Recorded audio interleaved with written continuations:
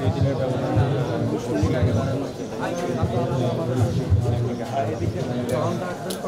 এটা আমাদের ইন্ডাস্ট্রি ক্ষতি হচ্ছে, অনেক শিল্পীগুলো চলে যাচ্ছে, এত বড় মাপের শিল্পী চলে যাচ্ছে। আর ওনার সম্বন্ধে বলাও আমার সেই দুঃসাহস নেই। আমার খুব কাছের মানুষ, খুব ভালো লাগার মানুষ, এবং আমাদের চলচ্চিত্রের প্রত্যেকটা শিল্পী ভালো লাগার মানুষ। ওনার সাথে অনেক স্মৃতি আমার, সে ছোটোবেলা থেকে অনেক স্মৃতি, বড় হওয়ার পর বেশ অনেক স্মৃতি।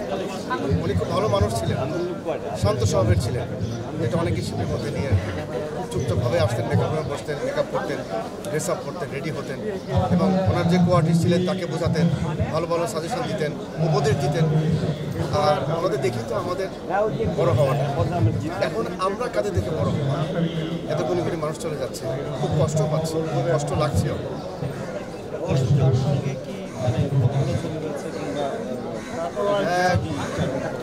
কতগুলো আসলে সংখ্যাটা আমার খেয়াল নেই, ছোটোবেলা বেশ অসংখ্য ছবি, প্রায় 30-40-এর উপরে, আর বড় হওয়ার পর একই সেম প্রায় 60-70 ছবি। অনেক স্মৃতি স্মৃতি আসলে বলে শেষ করা যাবে না। তো দোয়া করি সবসময় আল্লাহ যেন আমাকে বেশি সবসময় দোয়া করি। মানে চোখে এখন স্মৃতি মানে কি, সবই স্মৃতি। উনি আমাকে ভালো উপদেশ দিতেন, এটা আমার একটা স্মৃতি। ভালো সাজেশন করতেন, কীভাবে ছবি ধরতে হবে, কীভাবে অভিনয় করতে হবে, কখন আসতে হবে এপিসিতে, টাইমিংটা মেনটেন করবে, সময়টাকে মূল্য দেবে। শুটিংয়ের কোনো অভিজ্ঞতা?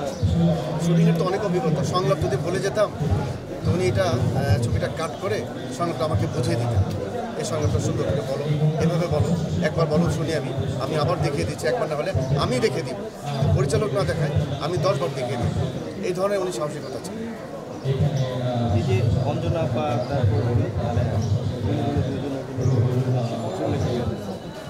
অঞ্জনা আপাকে নিয়ে ছিল,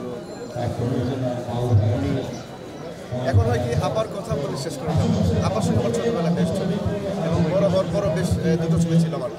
আপা তো খুব হাসি খুশি ছিলেন, সবসময় খুব হাসি মুখে থাকতেন, এবং আপাও বলতেন যে যা চলবি সুন্দরভাবে চলবি, সুন্দরভাবে অভিনয় করবি, যতটুকু সম্ভব হয় সময়টাকে মূল্য দিবি, ভালোভাবে চলবি, এটা ইন্ডাস্ট্রির জন্য ভালো, তোর জন্য ভালো। এই উপদেশগুলো আবার সবসময় দিতেন। তা আমরা তো আমাদের উপদেশ মেনেই কিন্তু আজকে আমরা বড় হয়েছি, শিল্পী হয়েছি।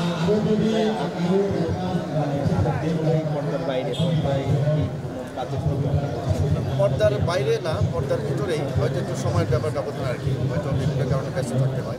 আবার নতুন করে শুরু হয়ে যাবে, আমাদের নতুন সরকার আসবে ইনশাল্লাহ, আবার ছবির একটা হিরিক ধুম করে যাবে। আপনারা যারা মাঝখানে বিরতি দিয়েছিলেন তারা মানে অনেক শিল্পী আছে যারা কাজ করা শুরু করেছে, মাঝখানে বিরতি ছিল, মাঝখানে স্বৈরাচার আমলে আমাদেরকে অভিনয় করতে দেয়নি, স্বৈরাচার আমলে অভিনয় করতে দেয়নি বিভিন্ন কারণ। তো যাই হোক, এখন ইনশাল্লাহ আমরা আবার স্টার্ট করে দেবো, অলরেডি স্টার্ট হয়ে গেল। নতুন ছবি আলোচনা হচ্ছে, শুটিং শুরু হচ্ছে, এবং আসলে দেখতে পাবো। ধন্যবাদ।